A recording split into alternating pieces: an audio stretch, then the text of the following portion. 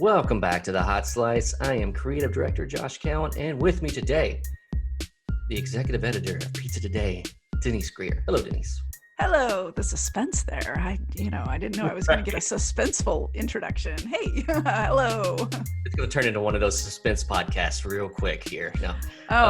Well, all right. I am really excited for today's guest. We got an exciting guest today. Denise, Tell them who we're talking to. Oh man, we're talking to Wes Pikula he is from Buddy's Pizza. Yes, the original Detroit style pizza, though they never called it that until everybody else started calling it that. It's just their style. It's pizza. It's what we do. And so I just think that's they have just an amazing story about starting a pizza style that is now all over the US. I mean, it has gone mainstream. The big chains are even doing Detroit style. And internationally, people are starting to pick up on Detroit as well. So it's an exciting thing to see. So talking to the original folks that created the style is just so much fun. They've been around since 1946. They're celebrating their 75th anniversary. You know, you're in business 75 years across everything that's happened in the last 75 years. You're doing pretty well. And I think Wes has been there since 75, if I'm correct there. So I think he said it was his first job and he's still there. So it says a lot for working for Buddy's as well. I was super impressed with Wes. He dropped a lot of good knowledge on us, some good stories as well. So I am super impressed with Buddy's. You know, they've always had that independent mindset, even as they grew, and just watching them in the 10 years I've been with Pizza Today. And yes, I've been with Pizza Today for a decade now.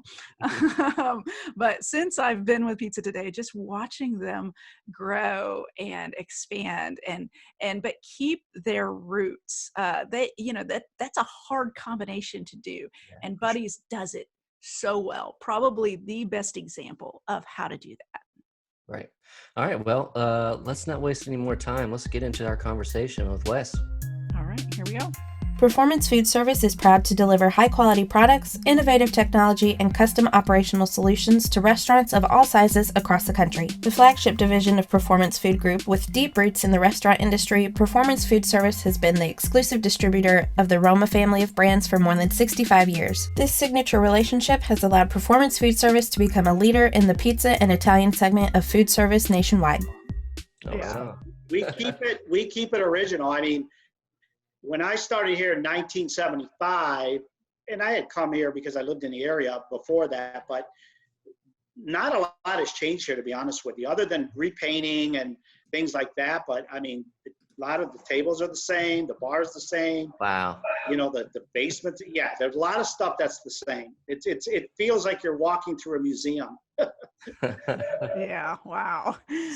So when we come to Buddy's, we got to go to that location then, I guess, right? Yeah.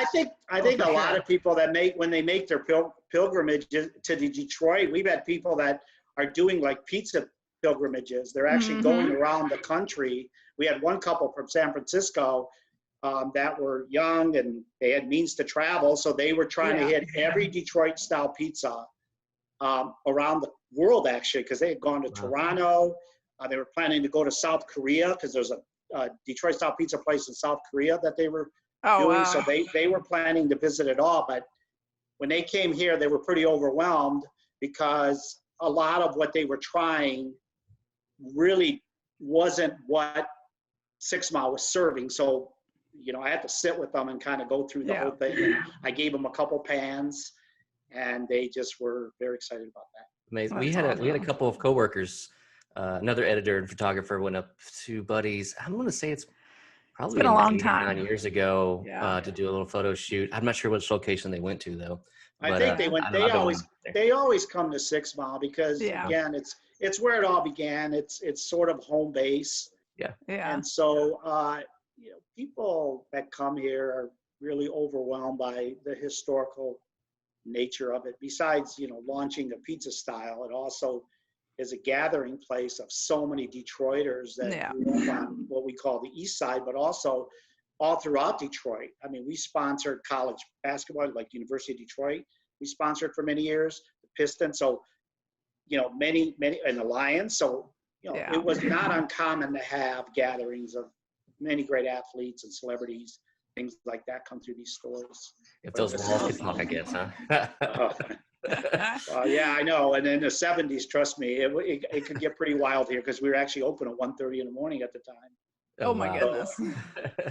And I was 16 working, when I started busing, I was 17, but just to be able to go in a dining room and see all the different people, every time a visiting team came into Detroit to play the Detroit Tigers, half the team would be coming here at 10:30, 11 o'clock after the game for pizza. Wow. That's awesome. So, and same thing with Motown. Every time Motown had acts at Ford Auditorium in a day, we would get that call around 10:30, 11 o'clock. We need 30 pizzas delivered backstage for Diana Ross or for whoever was performing at the Fox or down at Ford Auditorium. So we would be scrambling to figure out who had a car at the time and then figure out to get the delivery down there and try to make those pizzas that late. That's That's amazing. That needs to be in a book somewhere for sure. Oh yeah. I mean, that was, those kind of memories for 6 Mile have always been there. I mean, one of the biggest things that happened was in 1980, we got the call to do the Republican convention which was then Cobo Hall. Ronald Reagan was the candidate and became president, but we served all the press corps, national and international. Yeah. So Buddy's Pizza and Stroh's Beer were selected for food service in the press area, which wasn't very big, but you had every correspondent from New York, from Ted Koppel to Huntley, Brinkley, Diane, so everybody that you could name was in this room waiting for pizza. And we would bring pizzas from the 6 Mile store, drive them down, had to go through security, and we had to bake them down there. And people were waiting an hour, sometimes hour and a half, and the pizzas would show up, and everybody would get excited. And so that was a big deal too. We served for the whole week. Yeah. We were one restaurant out of all the restaurants in Michigan to be picked to serve the press corps for a convention, a presidential convention. Wow. Your history is just amazing of what you guys have accomplished and done. Did you ever think that something you created would just explode and now become nationally and even internationally well known? Because now what was just pizza for you guys is now Detroit style pizza.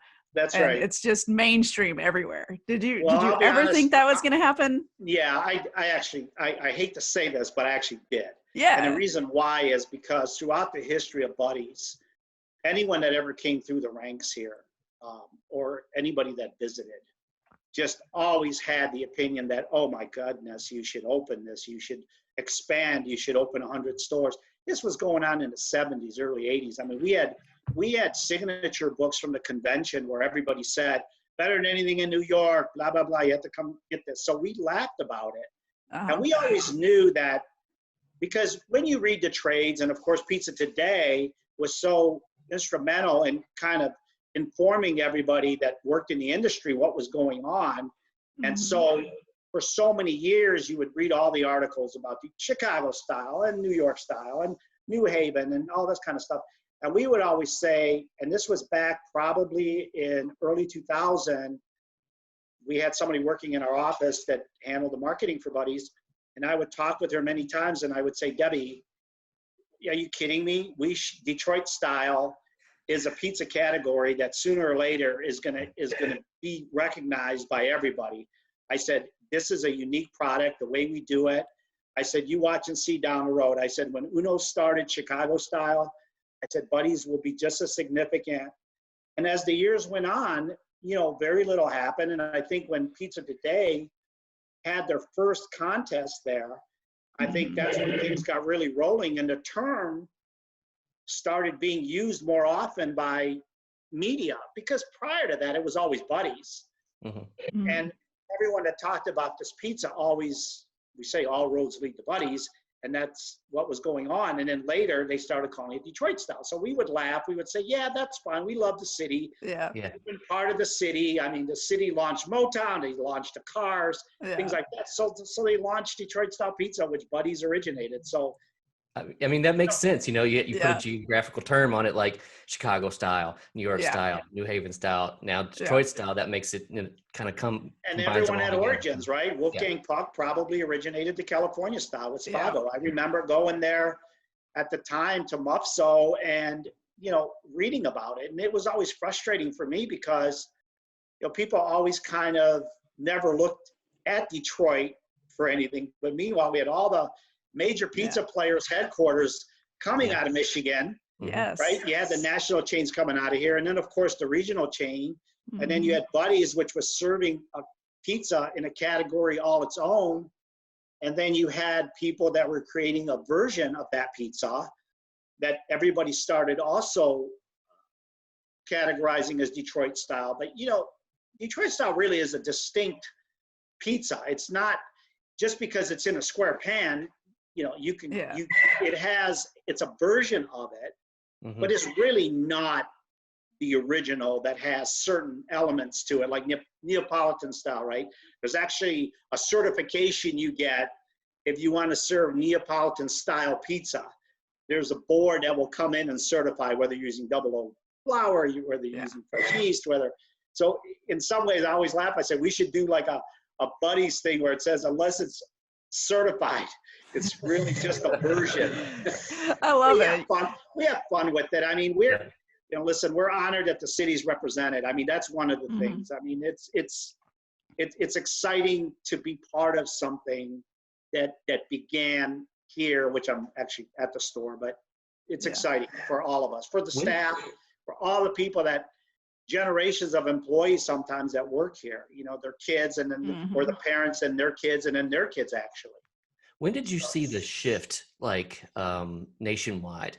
I think when Pizza Today started doing it, I think when they were writing up articles about Buddy's through the years, and then I think when they had that first pizza contest there, and they all of a sudden said, well, let's do a Detroit style pizza contest, and someone won, and then all of a sudden everything I was reading thereafter in Pizza Today kept saying Detroit style, and I would read it and I'd say, yeah, but it's kind of Buddy's, but that's fine. And so it's fine. I mean, listen, who knows when it took off, you had Lou Malnati's, I mean, which are great operators, of course. And, you know, I think Mark Malnati's dad, Lou, worked there at Uno. So there's always a story to all these concepts, a certain amount of folklore. But I can honestly say when I started at Buddy's, the crew that was here, we call them the old timers. They were here for 15, 20, 25 years before I started here. So the stories that they told about, you know, through the 50s and the 60s were also interesting because it became a local legend and the stories just kept getting bigger as time went on. And once the media got a hold of it in 1970, as I said earlier, they had the contest. And that's when Buddy's really started coming into its own because Buddy's won that contest. And people would say the best pizza in Detroit is you go to Buddy's. Yeah. So of course. Yeah. Oh. Yeah, we changed from dish, which was always getting confused with Chicago style. Yeah. So we started saying Detroit's original square pizza, and now we're referring to it as Detroit style. Yeah, and those edges, you get those edges that separate you from everybody else. I'm kind of drooling right now as we talk about this. But it's kind of funny because, you know, it goes back to Pizza Hut, you know. So when we saw the commercials when they first launched it, and, you know, we were looking at some of the website, like there's like Deadline Detroit, and there's some other ones that really people were just voicing all their displeasure, and all the Detroiters really going in there after them. And I was laughing. I said, well, you know, their pan looks like it has rounded corners. I said, they're cutting the corners. It's not even square because literally cutting the corner. Well, the corner of the pan, if you've ever seen one, I have some behind me, by the way, but there's we a have crease. one. Yeah, there's a crease in there. So what happens is, and people don't realize this, but all the magic gets locked in those creases a little bit. So once that pan is heated, it kind of permeates into the dough, and then you get the ridiculous corners that everybody just fights over. Yeah, that's one of the major charms of it for sure. I mean, that's like the beacon of it. So that is definitely. I had customers literally call me to the table and say, you know, when I was managing in the stores, okay, I want to know what the secret to the corners are. Do you guys put butter pats in each corner? Like, they want to know, what are you doing to these corners? And it's really funny because the pizza itself is not as difficult, like if you look at the ingredients, but what's difficult is the process of how you do it.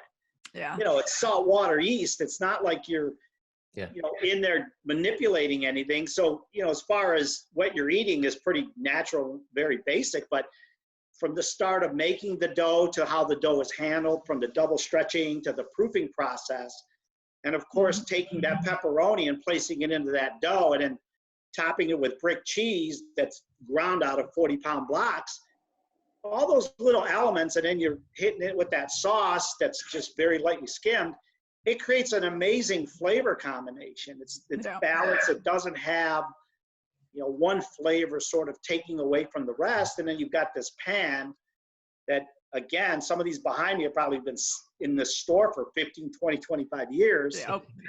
You know, there's a certain flavor that's imparted on that dough that just creates that perfect, whether it's a crunch, light, airy, crunchy crust, because that's part of the Detroit style taste is, you know, when you have a crust that's very chewy or someone decides to alter that, it literally may look the same, but it really eats differently, and it's really a sort of a departure. I need a 15-year-old seasoned Detroit style pan. I know, ours is so new. Yeah, well, the ones we have are actually the blue steel. Now what we have to do is we use cold rolled steel that we have to blue. There's a process of doing that, and it's fine, and it works the same way.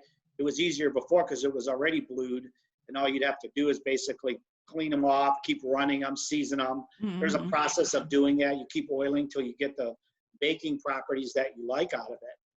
Absolutely. But, you know, we recently started with Gold Belly, where we started producing what we call our half bakes, which have always been part of the system. I mean, we've done half bakes since the origins of Buddy's. We actually did frozens in the 70s. I mean, you could buy a frozen pizza, but it was a little different back then because they're cooked in aluminum trays. But what we do now is we actually bake them in the pans. So you get that flavor, we pull them out, then they're frozen, and then you could buy them now through Gold Belly. So if anybody wants to go out and try an original, and the beauty of that, of Gold Belly is that we're also partnering with Barstool Fund, and all the proceeds, and all the proceeds are going to go to those guys that are doing a great job. Dave Portnoy loves pizza, obviously. So, you know, we're going to help support the smaller groups out there. You know, COVID kind of affected everybody. So we're honored to do it, but we're also honored to get people to come in and or order online from Gold Belly and try the original, or actually come down to Detroit. I think there, like you said, there are, you know, pilgrimage. People want to go find out what the original tastes like, and to be able to have nationwide shipping. You know, we're seeing so many pizzerias, so many offer nationwide shipping. And it's almost like now that customers have become aware of that they can order any pizza that they want from any place, it's like, oh, I want Buddy's. I am going to order Buddy's right now and have it delivered to my house. I know that I have ordered no less than 6 pizzas online through Frozen during this pandemic because we're not able to travel. So we're just like, I need some different styles of pizzas than what we have at our home base here in Louisville, Kentucky. So I love the nationwide shipping. I think you're absolutely right. I think it's great that people are able to do that. I mean, Gold Belly does have a lot of different brands there that they ship, and that's exciting because there's restaurants, you know, like Joe Stone Crab. There's one restaurant that you may want to get something from, whether it's the cheesecake, the key lime pie or whatever. And those things are offered through Gold Belly, which is exciting. And again, with Buddy's, since we have, you know, 19 stores right now, and we're slowly going to ramp up again, but, you know, it's a great way to get the taste if you can't visit. Yeah. But pizza is one food, and I know this because people are rabid, of course, with pizza. I mean, they have their favorites, and they they will go to great lengths to get their favorite. And so we're excited just that we're able to produce it right now during, like you said, COVID, where they could get it, and hopefully down the road we can sort of increase our capacity to make a lot more pizzas. But yeah, visit Detroit. I mean, the city is coming back. I mean, there's a lot of great things happening here. And I know, pizza today, for instance, I've read since probably, I can't even imagine, since early 80s. I mean, it's always been something that's always on my desk, and I've grown up with it and always loved the stories. And what I loved about Pizza Today is that it always celebrated the independent. And I always loved that part about Pizza Today, because when I would go to the shows, and we use Stanislaus products, so we've been with them forever. And when Dino would have his area set up there, I think Dino's passed away. I think his son, Tom, runs the company now. But when you would show up at Pizza Today and they would have Stanislaus set up there, an amazing booth they would have with the olives and the sauce, we were always so proud to use that product, and because their attention to detail and standards are second to none in the industry. And again, for independents to meet and share ideas. And I know going to that show was so different than going to Chicago, where you have sort of this indifference. It's just a mass grouping of people. Where you go to Expo, it's like everybody loves each other because everyone's an operator, right? It's a little different than what you're bringing high-level executives into Chicago. But in Vegas, when we would go, it was always like, hey, and everyone would share the stories. Yeah. And even when you would go to the little seminars there, the questions were always from operators. They weren't from some high-level person, but they were somebody actually that's making the dough every day. So the content was always right on. Yeah. What a lot of people probably don't know about you guys, because they see that you've got quite a few stores now, is you're still very much an independent operator, and you guys just rock it out, up there in Detroit. Now, how far is your furthest location from Detroit? It's probably within 200 miles of Detroit. Okay. We're trying to stay within it. I think Grand Rapids. You can bring one to Louisville if you want. Yeah, I know. I think Grand Rapids is 100. I don't know. It's probably like 140 miles or something like that. Yeah. But, the thing about Detroit is, like a city like Grand Rapids or even Portage or Woodhaven, they're all Detroit transplants. Mm-hmm. So because the automotive industry, you have Chrysler, GM. It's not Chrysler anymore, but at the time it was Chrysler, GM, and Ford. So when these companies started moving out of the city and locating in other parts of Michigan and whatnot, a lot of the customers or a lot of the engineers and people that worked in these facilities local all went to Buddy's. We had Chrysler Highland Park, we had the GM plant in Hamtramck, which is within a couple miles here. Then you have the Tech Center in Warren, you have Ford in Dearborn. I mean, all these people got transplanted. So when we locate in these cities, they love Buddy's because they've already had, in their early days, much experience with visiting the restaurant and doing the pizza. So we have advocates all over Michigan and even around the country that remember visiting 6 Mile, having their lunches here, drinking the pitchers of beer, playing bocce ball, not going back to the office. Back then, they would come here, have pizza, and start drinking beer. A lot of times they just went home. Those were the good old days. I could use that right now with COVID. I know, but those were great times. And that's why the memories of Buddy's are the pizza. You're sharing the pizza. You're sharing the salad.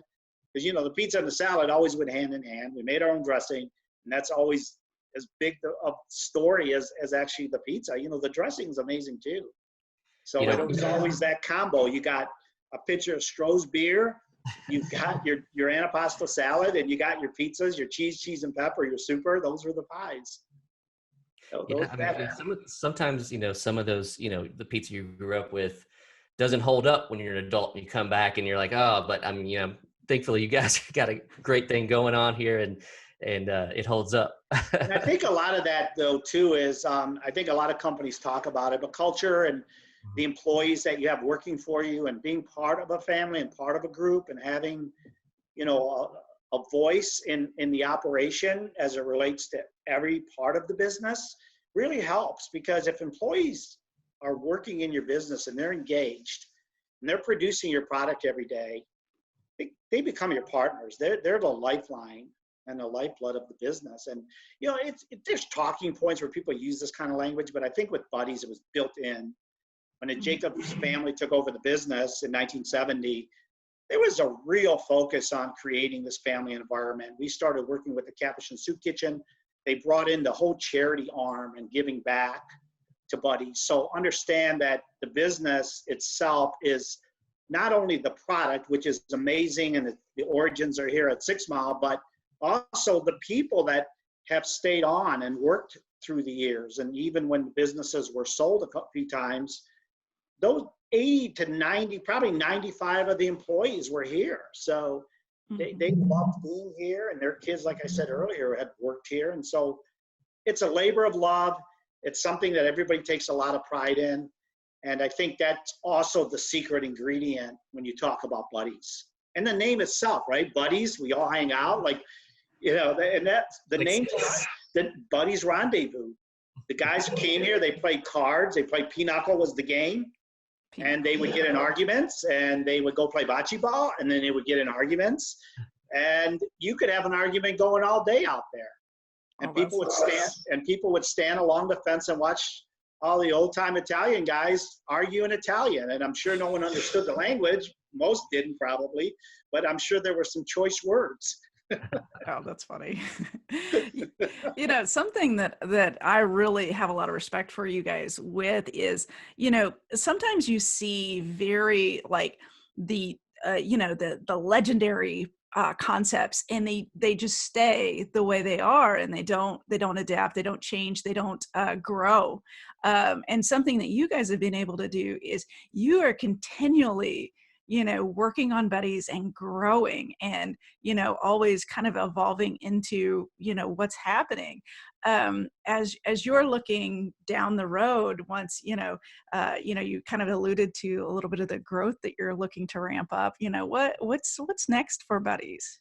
I think for us, I think we want to get the product in front of people, because I think it's an amazing product. And I think the more people that will try Buddies will become Buddies advocates and will become fans. So, you know, whether it's through, you know, quick service, whether it's through restaurants, whether it's through CPG or anything that really allows the pizza to get out there. I mean, that's really the focus right now, is we want authentic Detroit style to be what people taste and what people recognize, because, you know, there's so many different versions of it that it's not really what we serve.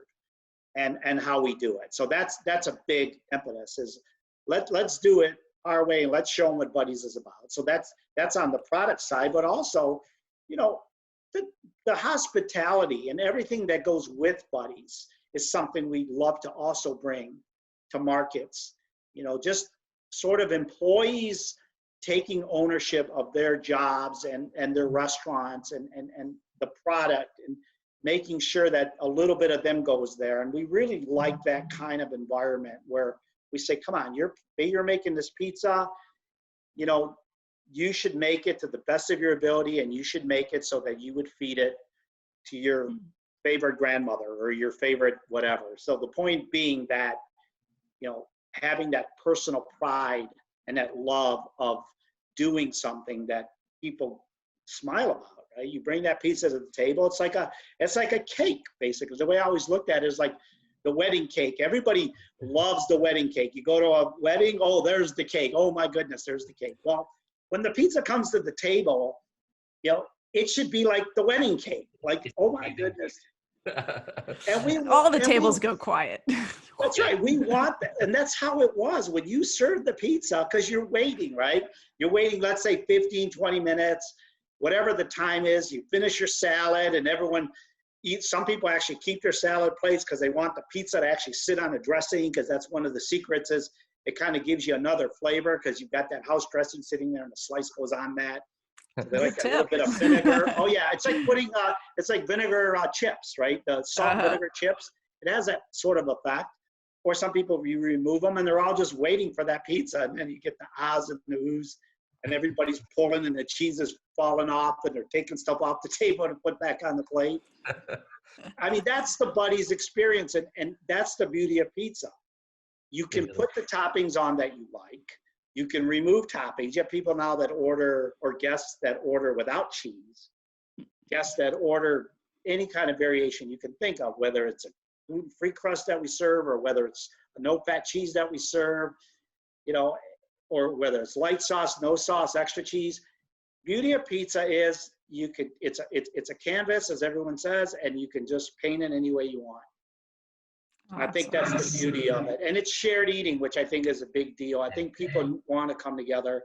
And I think with COVID and things like that, I think when things start kind of quieting down, I think people are going to be more interested in getting back together. Because I think one thing people did realize is it's not a lot of fun being away from each other. Right. I mean, the Zoom calls, which I love seeing you guys, but boy, it'd be great to also be in person where you could come down to 6 Mile and we could be eating pie and having a conversation. I'm definitely ready to hit the road again. Oh, we are so excited to hit the road again and get up to Detroit. I mean, it's one of those things. Now, when we go to Vegas in August for Pizza Expo, it's going to be one huge love fest of hopefully, you know, trying to give air hugs. You know, because it's like I said earlier. I said the fact that pizza today, and you know, Stanislaus has the same sort of model. They love the independents. They literally always have their focus on those groups, because they know how hard people put their life savings into their operations, and the way that people share information there at Pizza Expo is just, it's a beautiful commentary on shared learning, and the fact that people aren't afraid to give things and help other operators. You know, and I always love that part of it. And that's why I hope that nothing ever changes about how they run it and how they set it up, because I think for most operators, it's probably the best ticket they'll ever buy, and it's so inexpensive, you know, for the knowledge that you're going to gain, not only from the people that are doing the booths and whatnot, but also the operators that are talking, and the foreign contingent there. And I remember so many people from Italy and so many people from Europe that would come there that didn't speak English, and talking about the pizza, and it's an exciting environment if you love pizza. Not on our watch. It's not going to change on our watch, is it right, Denise? We're gonna hold their feet to the fire. I think most people that go there will probably. I'm probably just echoing what everybody else says anyways. No, you're definitely giving an original opinion from the original buddies. So that's right. There you go. That's pretty awesome. Well, I tell you what, we won't take up any more of your time except to go out on, what do you think is probably your best memory of buddies that operators should really either remember or know for the first time? I think there's a couple like media things that happened. Like we had Mark Zuckerberg come here and did a panel with some businesses local, and he sat here and ate pizza. And to see Mark Zuckerberg from Facebook sitting here eating Buddy's pizza is quite the sight. So he was here for a few hours. He loved it. It was really amazing to see him. But I think for all pizza operators, I think when you're putting your heart into a business and your heart and soul into that product every day, I think that's what I learned when I was an employee. This was my first job. So when I saw the passion and I saw the work that was going into it, I fell in love with it, because I thought to myself, these people, they're not making a lot of money, but they love what they do, and the camaraderie of doing it together, and how hard you work to produce that pizza, and then how you shut that restaurant down at night, work so hard to clean it up, and then you start that process again in the morning. It overwhelmed me. To this day, it overwhelms me. The restaurant people are so special. As an employee base, anyone in this industry, we give back like crazy. We always take people in. We're always, if someone comes in, needs a pizza, needs a break, someone is sick, we're always helping. And those are the main things that I always find with our industry. I mean, and Buddy's was always in the forefront. We never, rarely said no to anything. If someone came in need, we gave back. And so, I mean, for everyone that watches, I think running a business is important, giving back is important, but boy, valuing that employee and making sure that you're attentive and listening to them and not just paying lip service, but actually making an adjustment when needed and not just being indifferent to things because you're too busy. You should never be too busy for a guest or for an employee, ever. You should drop everything to be there. And I've always subscribed to that. I know that's been part of the Buddy's DNA. I'm proud that this is what I came into as a team. And I, again, been here for 45 years, and I can honestly say I'm just as happy today as I was when I first started here. Wow. That's a testament. Can't find a better way to go out on that. Proud to work for Buddy's, really. And I'm not the only one. There's a lot of people in our company. We have over 1,000 employees, and I assure you, they're proud to work here. Wow. So I don't know if that answers it, but Yeah, That's perfect. Totally I I mean, mean, it's imagine. you know, it's what I believe and it's what's part of me. So I'm always excited, as you can tell from being able to speak on it. well, Buddy's has an amazing story, and you can tell your passion for working there and what you do. So thanks so much for coming on the show. You know, just keep up the great work. We can't wait to see what Buddy's does next. And I'll be ordering one of the frozen pizzas soon. Yeah, thank you I guys. need And listen, one. when everything settles down, you come into town. Our Oh. guests. For We sure. will do that. Thank you so much. Thank you so much for having us. We All appreciate right, it. take care. it. Take care. Yep.